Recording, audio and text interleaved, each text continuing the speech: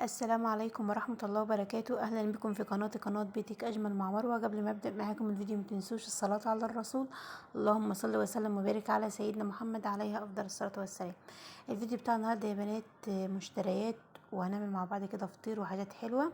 كملوا معايا الفيديو للنهاية وإن شاء الله كده ينول إعجابكم. أول حاجة كده جبتها يا بنات، جبت كده كيلو من البلح. البلح كان عامل 15 جنيه، فأنا اشتريت كيلو واحد بس. هنا جبت كمان جوافة. الجوافة الكيلو وربع ب15، يعني اشتريت يعني الكيلو ب12 جنيه، فانا جبت الكيلو وربع ب15.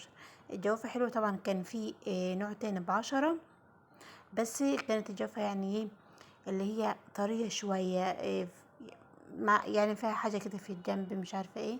فانا صراحة جبت ديت، قلت فرق 2 جنيه في الكيلو مش كتير، وفي نفس الوقت اخد ايه الحلوة. فجبت كيلو وربع ب15. هنا العنب البلدي في السوق الكيلو عامل 25، فانا اشتريت تقريبا دول 2 كيلو ونص. جبت كيلو ونص. الكيلو عامل 25. العنب البلدي اللي هو ايه بيكون فيه بذر. فجبت كده، طبعا بيكون شكله كده. بس طبعا انا بنقعه وبغسله بيكون زي الفل يعني. كمان يا بنات جبت طماطم. الطماطم يا بنات اشتريتها الكيلو كان عامل 20 جنيه. آه، جبت كده كيلو. بشتري مثلا كيلو كده بمشي بيه نفسي يعني وكده، ولما بيخلص بشتري غيره. طبعا الطماطم احنا عارفين ان هي سعرها عالي، فعشان كده بصراحة ما بشتريش طماطم كتيرة، يعني بشتري بالكيلو بس. وهنا كده البطاطس، برضو البطاطس غالية. البطاطس ال2 كيلو عاملين 45 جنيه، فأنا جبت كيلو ب22 ونص. بس بصراحة انا بحب البطاطس لما بشتريها، بحب ان انا انقيها اللي هي ايه الحجم الوسط. ما بحبش البطاطس الكبيرة خالص ديت، مش عارفة، مش مرتاح لها. وكمان البطاطس الصغيرة، يعني انا بحب انقي البطاطس الوسط. بحب انقي الطماطم برضو بتكون الحجم بتاعها وسط. البصل اي حاجة من ال3 حاجات دول، الطماطم البطاطس البصل. بحب انقي الحاجة يعني اللي هي ايه تكون شكلها حلو كده، وتكون إيه ولا كبيرة جو ولا صغيرة جو، فبتكون حلوة معايا، انا برتاح لي يعني كده. جبت كده فلفل اخضر. الفلفل الكيلو كان عامل 10.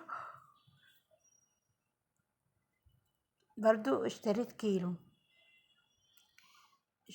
فلفل ب10 جنيه. يعتبر الفلفل رخيص يعني سعره حلو. عقبال يا رب الطماطم والبطاطس ما يرخصوا زي الفلفل كده ان شاء الله باذن الله. اشتريت كمان خيار يا بنات. الخيار كان ما شاء الله، كان الخيار جميل. بصوا الحجم بتاعه كان حلو، كان عاجبني. وخيار لسه يعني ايه اللي هو طازة، يعني مش بايت مع بتاع الخضار والكلام ده كله، لا لسه الخيار زي ما يكون كان لسه جاي من الغد دلوقتي، فكان الخيار حلو وطازة. فكان بصراحة كان عاجبني، فانا اشتريت كيلو. اشتريت الكيلو ب10. هنا ديت المشتريات بتاعتي يا بنات، مشتريات الخضار بتاعتي. طبعا انا قبل ما انزل من البيت ببقى عارفه نفسي انا عايزه ايه، وايه الحاجه اللي عندي ما بجيبهاش، بجيب الحاجه اللي ناقصني بس. طبعا زي ما احنا ما عارفين الاسعار غاليه، فاحنا بنجيب الحاجه اللي هتمشينا، وفي نفس الوقت الحاجه اللي هي لازمنا الضروريه بمعنى صح يعني. بس فديت المشتريات اللي انا جبتها. انا ما بشتريش حاجات كتيره. بعد كده جبت دوت التموين بتاعنا، التموين اللي هو بنجيبه كل شهر. انا بجيب 2 زيت و2 كيلو من السكر. ده التموين بتاعنا كل شهر. بيتبقى مثلا ايه تقريبا 15 جنيه او حاجة زي كده. بجيب بيها كيسين اندومي الادهم، يعني عشان هو انا بصراحة مش بخليه يشتري اندومي كتير، فبجيب له مرة واحدة في الشهر اللي هما الكيسين. بجيبهم مع التموين وخلاص على كده. حتى هو اللي بيروح ينزل يجيب التموين، انا ما بروحش، هو بيروح عشان خاطر كيسين الاندومي.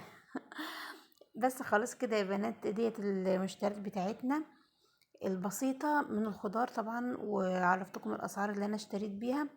وهنا كنت عملت فطير، بس بصراحة ما صورتش معاكم من بدايته يعني، لان انا مصوراه معاكم في القناة يعني، وكنت منزلة فيديو كامل ليه.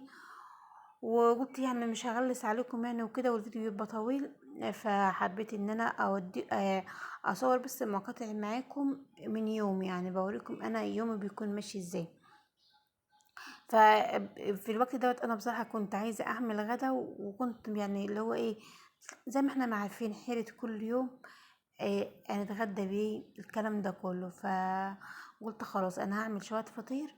فروحت بصراحه عجنت كيلو واحد بس من الدقيق، عمل لي 3 فترات، يعني عمل لي 3 فترات اللي هو الحجم الوسط، يعني ولا هم كبار ولا هم صغيرين بصراحة. يعني وطلعوا الفطير طلع زي العسل، يعني ما شاء الله اللهم بارك. كمان ال3 فترات والله اتبقى منهم، لان احنا مش كتار، يعني احنا الاسرة بتاعتنا مكونة كده من 3 افراد بس، يعني مش كبيرة، فاقل حاجة بتكفينا يعني. بس دوت ادي الفطير يا بنات. طبعا بعد ما ريحته كده بدأت ان انا افرده، وكنت مشغلة الفرن بتاعي. الفرن كان سخن، ودخلت كده اول فطيرة انا فردتها، وده كان شكل الفطير بتاعنا بعد ما استوى. ما شاء الله اللهم بارك. كان حلو. طبعا احنا بنطلعه من الفرن بنحطه على بعضيه كده عشان خاطر يطر بعضيه يعني. اول واحده كده حطها على الصينيه، والتانية لسه طالعه من الفرن بحطها فوقيها، والتالتة وهكذا، عشان خاطر مع السخونه وكده الفطير بيطر بعضيه، ويكون الفطير طري معاك ويكون زي الفل. بس هو الكيلو عمل لي كيلو دقيق عمل لي ال3 فترات دول. كمان كنت عامله شويه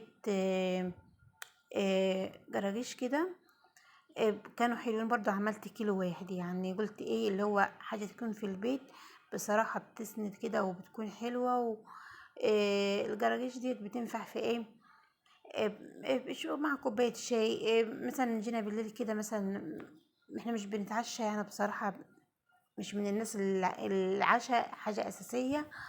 بس مثلا لو في فطير، لو في مثلا جرس، لو في شوية فايش، مش عارفة ايه الحاجات اللي هي الخفيفة دي، ممكن مع كوباية شاي، وكل واحد ياخد مثلا شوية ومع كوباية الشاي وخلاص على كده. بس لكن مش بنتعشى العشاء اللي هو نقعد ناكل في عيش والكلام ده كله، لا. بس هنا كده كنت بوريكم الفطير بتاعها، بسم الله ما شاء الله. وشوفوا اللون بتاعهم، اللون بتاعه واخده من الفرن عادي خالص. انا مش بولع الشوايه اي نوع مخبوزات انا بعملها، مش بولع لها الفرن زي ما انتم عارفين يعني معايا.